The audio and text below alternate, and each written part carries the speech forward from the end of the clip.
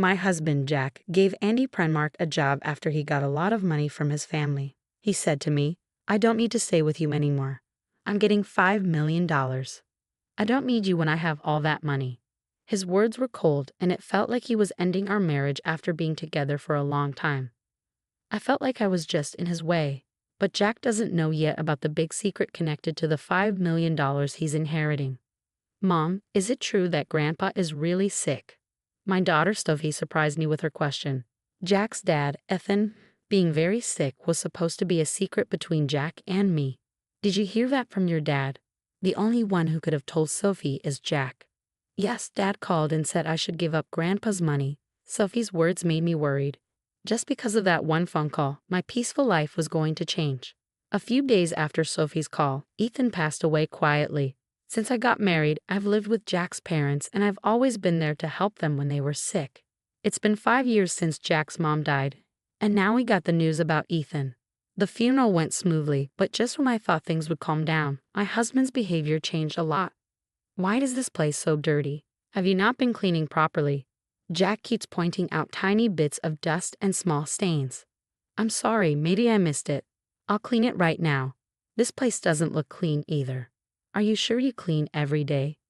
"Yes, I clean like I always do." Even though I clean like usual, I don't understand why Jack is so mad. But it seems like it's not just about cleaning. "Why did you make this? I wish you'd think more of how it tastes when you cook. It's tough when the meals I put effort into get criticized one by one. Even the dishes he used to love are now not good enough. Is something bothering you lately?" I finally ask, but it seems to make him even more upset. There's no point denying it. "Honestly, the food you make isn't good. I've been putting up with it because my parents never complained, but I've always thought it lacked flavor." Jack's words hurt me deeply. It's the first time he's criticized me so harshly. When Jack was this upset, I knew saying anything would just make it worse. My mom always cleaned and did laundry perfectly, and when she cooked, she put so much care into it. "You're nothing like her. I've been patient, but I can't take it anymore." It was the first time he compared me to his mother and criticized me. All I could do was think hard about myself. "I'm really sorry. I never thought he didn't like my cooking." Jack always used to smile and say it's delicious when he ate. When we first got married, his mom gave me cooking tips. It's hard to believe he always thought my cooking was bland. Tears started to flow. "Do you think crying will change anything?" "Your tears don't mean anything now. Don't cry in front of me. Everything lately just feels so hard." After he said that, Jack suddenly got up and left the house, slamming the door. "Jack, where are you going? Please come back." But he didn't seem to hear me. My head was spinning, trying to understand this sudden change, unable to grasp what had just happened.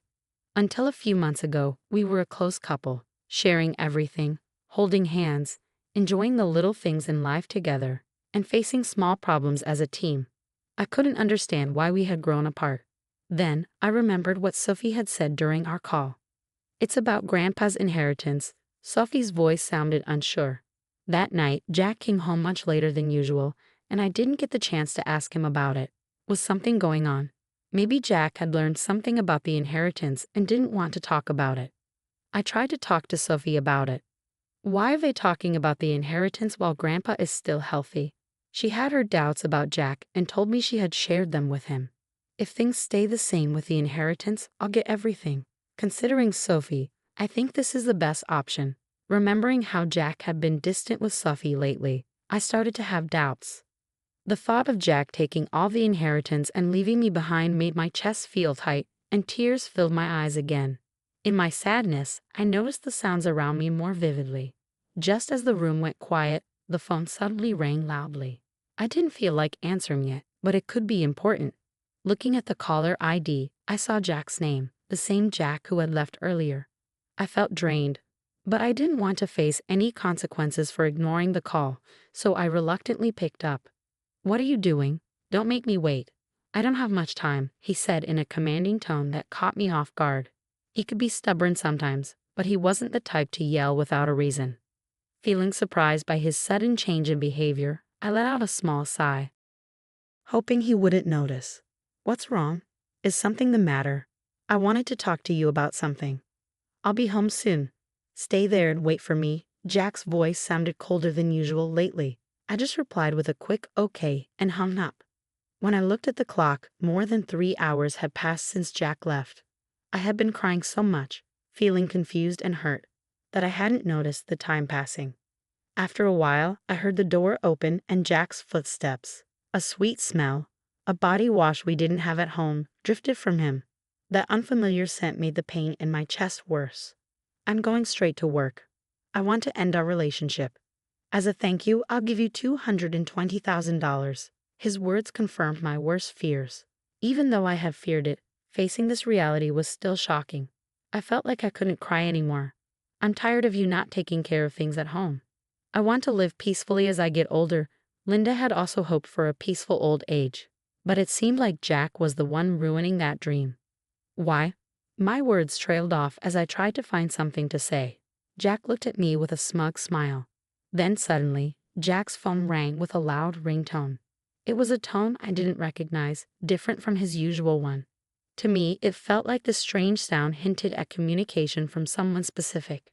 I'm sorry, but I haven't finished my errands yet. Linda sensed a hint of softness in Jack's voice, different from his usual tone towards her. It felt somewhat gentler and more personal. Plus, with the sweet scent of body wash lingering in the room, the unfamiliar ringtone from earlier, and the change in Jack's demeanor, it all hinted at something he might be hiding.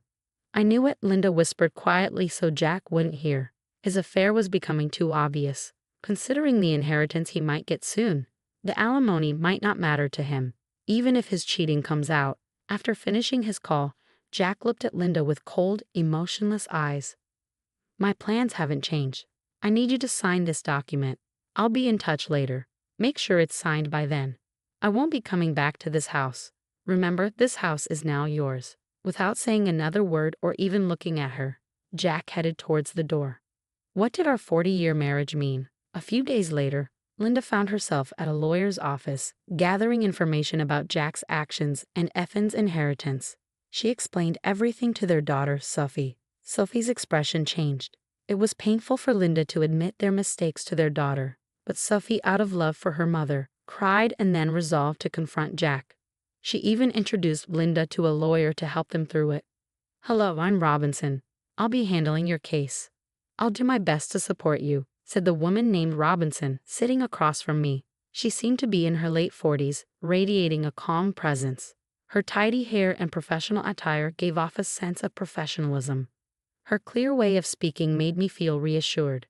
"I'm Lily Johnson. I'm sorry for reaching out to you so suddenly. I'm a bit nervous since it's our first meeting in these circumstances," I said. "That's okay. Sophie has already given me some information. She briefed me on the situation, so I can discuss it with you calmly," replied Mrs. Robinson. After researching and gathering information both by myself and with Mrs. Robinson's help, we confirmed some facts. My husband doesn't have any siblings, so if Sophie gives up the inheritance, the big fortune, around $5 million, will all go to him. Also, he started an affair with a woman named Jennifer at a bar they visited, and it seems the relationship lasted about 6 months. I was curious about what happened between her and my husband. I admitted to Mrs. Robinson during our joint investigation. Together, we uncovered an important fact that my husband might not know yet. "Linda, how do you intend to proceed from here?" Mrs. Robinson asked me gently, her eyes soft and understanding. "Thank you from the bottom of my heart. I deeply appreciate it," I replied, smiling gratefully at her. After paying the fee for the procedures and exchanging a few words, I quietly left her office. 5 days later, I got a call from Jack on my cell phone. He suggested meeting at a quiet cafe. I arrived a bit early, and the cafe was surprisingly empty. The owner welcomed me warmly and said I could sit anywhere. I chose a seat by the window to enjoy the peaceful view outside. After a while, the bell on the door rang, and I saw Jack and his new girlfriend, Jennifer, walking in. When Jack saw me, he smirked proudly. "Are you ready for the divorce?" he asked bluntly. I was taken aback by his first statement. It seemed like he was convinced he was in control of the situation. "Is this your new partner?" I hadn't expected him to bring her to such an important discussion, and I was surprised by his decision. I wondered if he was still the man I once loved deeply. Had he changed because of his cheating, or was he always like this? I couldn't tell. "You're Jack's wife, right?" "I'm Jennifer. I've recently started seeing him, she said, suddenly smiling. I couldn't quite understand the meaning behind her sudden smile.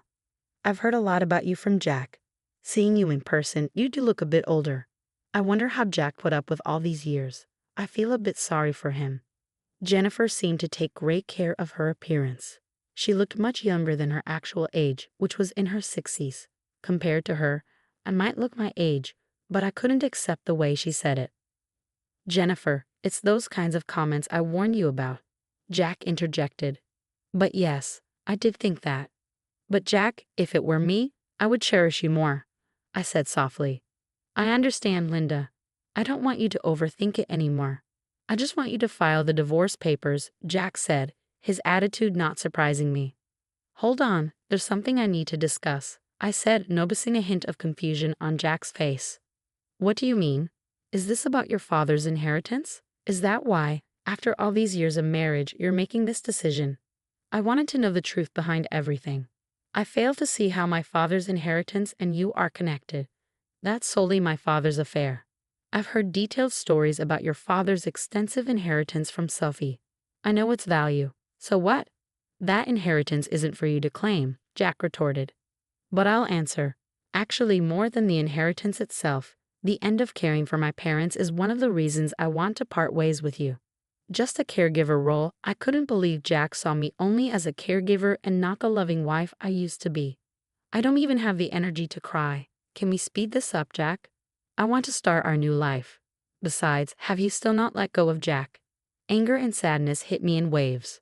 My hand trembled as I took a deep breath and pulled out the divorce papers. But my name isn't written yet. The situation isn't settled for me to hand them over. You remember promising me the house and money, right?